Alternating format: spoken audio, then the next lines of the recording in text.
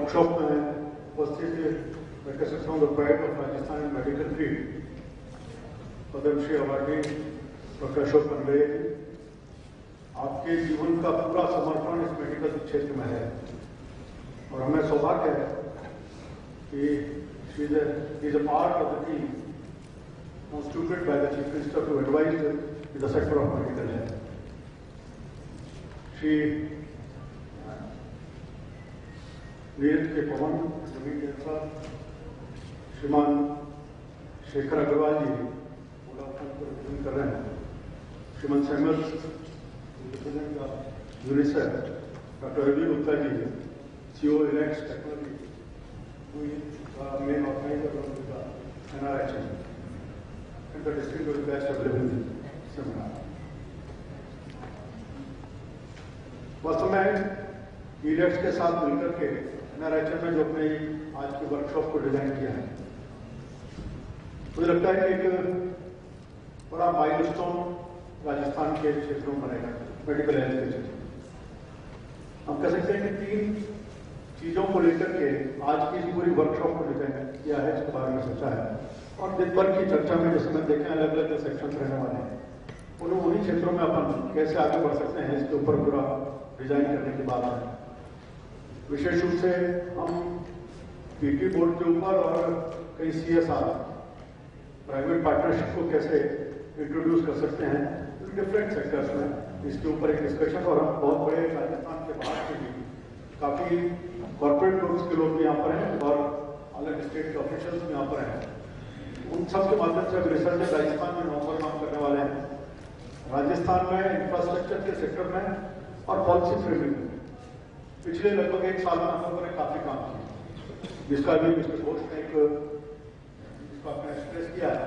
अभी रिसेंटली राजस्थान की कैबिनेट ने एक बिल आपने इंट्रोड्यूस किया है, अप्रूव किया है कि हम PSCs में प्राइवेट सेक्टर को जहां अभी तक गवर्नमेंट का हम पूरी तरह से फैसिलिटेट नहीं कर पा रहे हैं, उन PSCs को हम प्राइवेट सेक्टर के साथ कॉर्पोरेट करके उनको चलाने की बात कर रहे हैं।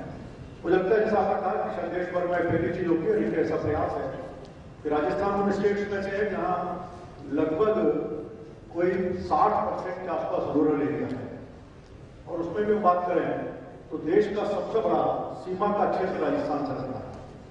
आप में से कुछ लोग अगर गए होंगे ध्यान आता है कि बिल्कुल बॉर्डर के ऐसे बहुत सारे गांव हैं जहां शाम के बाद सारी एक्टिविटी बंद हो जाती है और वहां इस तरह की हम हेल्थ सर्विसेज को पहुंचा सके हैं, ये एक बहुत बड़ा चैलेंज मार्केट है। उस सेक्टर में पीपी बोर्ड के ऊपर हम प्राइवेट हेल्थ सेंटर्स को बनाने की बात कर रहे हैं, तो लगता है इसके कारण से काफी राजस्थान को बढ़ने की बात होगी। फिर साथ ही प्राइवेट सेक्टर को भी डिफरेंट फील्ड में राजस्थान में हम इस प्रकार से हमने कई पॉलिसीज को चेंजेस किया है। इलेक्ट्रिसिटी की अवेलेबिलिटी की बात होती है, रोड के नेटवर्क को बढ़ाने की बात है, इंडस्ट्रियल एरिया को कैसे और अच्छी डेवलप करके ज्यादा से ज्यादा लोगों को फैसिलिटेट करने की बात है।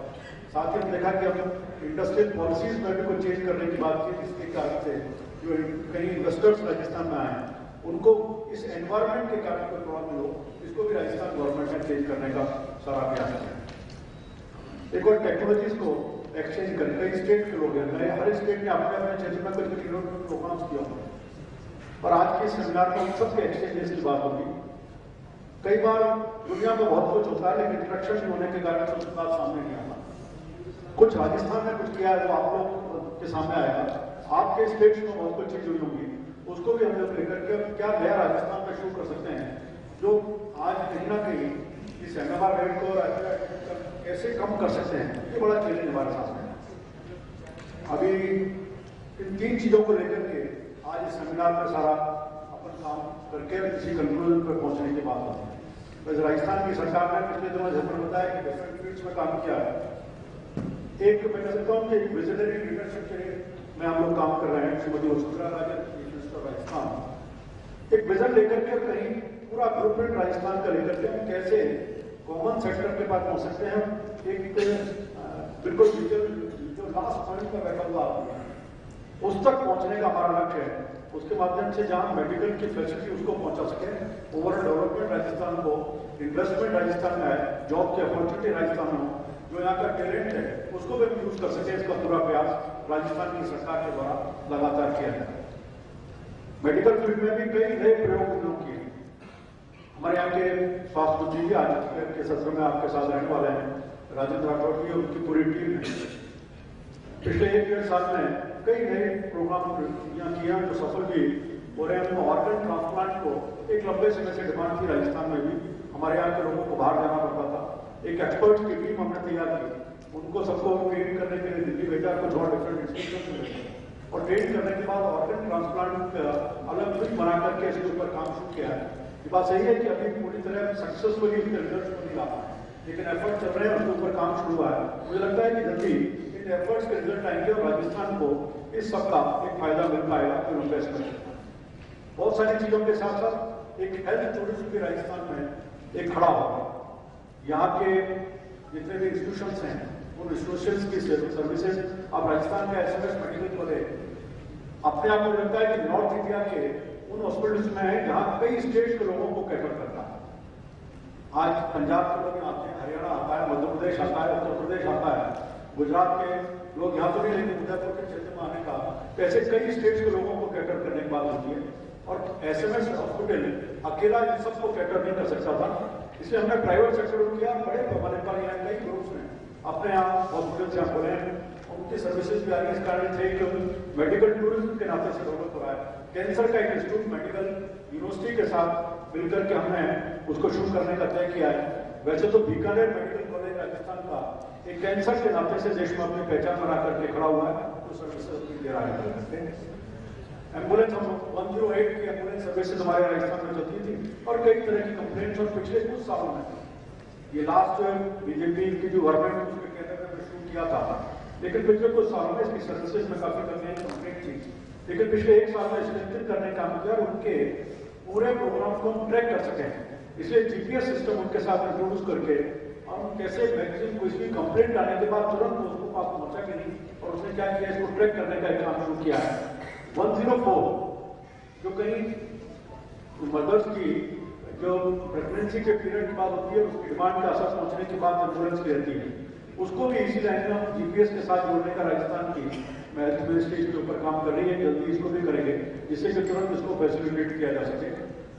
हेल्थ केयर में और भी कई तरह की चीजों के ऊपर इसमें काम चल रहा है। एक कुशल मंगल प्रोग्राम घोष ने अभी कहा है कि अभी आपके वोडाफोन की तरफ से उसको कहा गया कि सेंटर कॉल सेंटर बनाने की बात आई है। राजस्थान में मेडिकल डिपार्टमेंट इसके ऊपर काम कर रहा है। हमारे यहाँ लगभग 1,80,000 सही है नंबर, ऑलमोस्ट लगभग 1,80,000 सारे राजस्थान में एट टाइम प्रेगनेंट वुमेन्स रहती है। इन सबको ट्रैक करने का काम हमारे पास, इसका डाटा 90% से ऊपर का हमारे पास अवेलेबल रहता है। और उस डाटा को हमने किया है कि कई बार रूरल एरियाज में इनको मेडिकल एडवाइस पूरी नहीं मिल पाती, और जो मेडिकल एडवाइस नहीं मिल पाती इस कारण से एमएमआर रेट काफी ज्यादा रहती है, उसको हम कर सकें। इस कारण से सेंटर राजस्थान में हमने जयपुर में डेवलप किया है, जो लगातार इन लोगों के साथ 1,80,000 1.5 लाख लोग जितने भी प्रेगनेंट लेडीज हैं उन सबके साथ इंटरेक्ट करके किस तरह की प्रॉब्लम है, और उसमें भी विशेष रूप से जो एचआरपी पेशेंट्स हैं उन पेशेंट्स को एडवाइस टाइम पे मिल जाए और कहाँ से मिल सकती है इसके साथ जोड़ना। और साथ ही कहीं किसी के साथ अगर कोई एस्कॉर्ट करने के लिए घर में कोई सास नहीं है, मदद नहीं है और कोई वुमेन असिस्टेंस नहीं है, तो आशा सहयोगियों को इसके साथ जोड़ा है। तो तुरंत वो बताते हैं कि इस फोन नंबर, इस एड्रेस के ऊपर जो लेडी है उसके साथ कोई असिस्टेंस नहीं है, तो उसकी एस्कॉर्ट हम अवेलेबल कराने का काम भी इसके माध्यम से कर रहे हैं। इसको और अधिक एडवांस करने के कई आप लोगों का जरूरत है, इसके ऊपर आपका काम कर रहे हैं और भी कई एजेंसीज होंगी। मैं चाहूंगा कि अपने इसके साथ जोड़ करके हम कैसे इसको कर सकें आज तक की चर्चा में, और राजस्थान में हम इसके साथ जुड़ करके कैसे फैसिलिटी को और बढ़ा सकते हैं, इसका प्रयास हम कर सकें। एक हमारे यहाँ प्रॉब्लम थी कि राजस्थान के इंडिपेंडेंस के बाद शायद 5 मेडिकल कॉलेज खुले पिछले 50-55 साल में, और 4 मेडिकल कॉलेज खुले उसके बाद के पीरियड। तो जो हमारे रिक्वायरमेंट थी, जो डिमांड एंड सप्लाई का पूरा जो रेशो है, बहुत उसमें डिफरेंस काफी था, इसलिए उसको जितनी पूरे राजस्थान में आज डॉक्टर्स की डिमांड है उस डिमांड को हम पूरी तरह से कैटर नहीं कर पाए। लगभग कोई 9,000 के आसपास डॉक्टर्स की कमी थी, और उसमें भी आज जो जमाना सुपर स्पेशलिटी का है, तो सुपर स्पेशलिटी का डॉक्टर्स को कहीं प्रोवाइड नहीं कर पा रहे थे।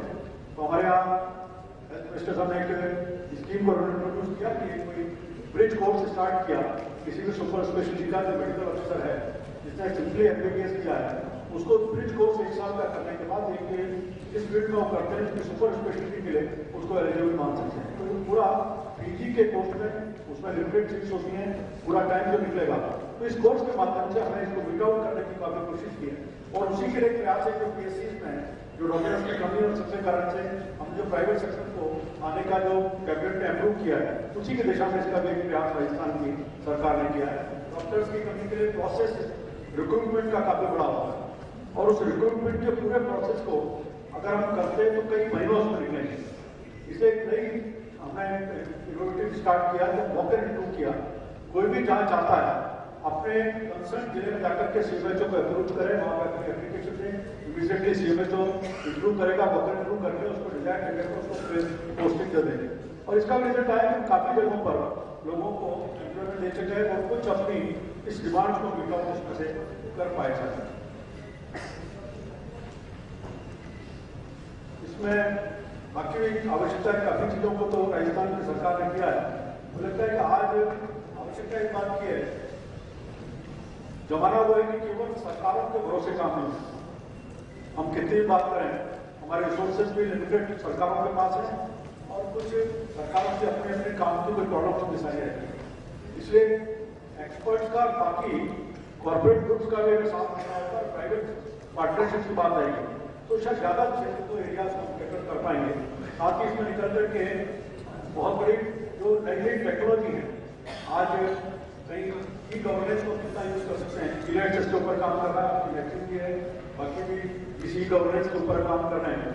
जितना मैक्सिमम यूज हम ई गवर्नेंस का करेंगे, हम ज्यादा से ज्यादा एरिया को फैसिलिटेट करने की बात कर पाएंगे और उसके माध्यम से हम फास्ट डिलीवरी दे पाएंगे। हमने बताया कि आजकल कहीं एटीएम कियोस्क बनाने की बात की पहले करते हैं, तो उसके एक्सपीरियंसेस क्या है, कैसे इंट्रोड्यूस कर सकते हैं, नीचे एरिया को कैसे उसको फैसिलिटेट कर सकते हैं, ये एक विषय है जिसके ऊपर के डिस्कशन की बात है। उसके एक्सपीरियंस के बेस पर स्टेट गवर्नमेंट को सोचेगा कि इसके क्या रिजल्ट है, रिजल्ट के बेसिस पे हम कैसे काम कर सकते हैं। ये एक मुझे लगता है कि आज आप सब अपने अपने अनुभव के क्षेत्र में काम करने वाले लोग बैठे और आपके अनुभव के आधार पर इलेक्ट और एनआरएचएस का आज का जो प्रयास है उससे दिन भर की चर्चा में तो अच्छे निष्कर्षों पर पहुंचेंगे और उन निष्कर्षों के आधार पर जो कंक्लूजन आते हैं उन कंक्लूजन के बेस पर हमको रोड मैप बना करके राजस्थान में मेडिकल हेल्थ के सेक्टर में ज्यादा से ज्यादा एरिया तक पहुंच सके, ज्यादा से ज्यादा लोगों को कैटर कर सकें, इसकी कोशिश हमारी रहेगी। मैं देता हूँ और आज की इस वर्कशॉप को शुरू करने की, इसको इनोवेट करने की घोषणा करता हूँ। बहुत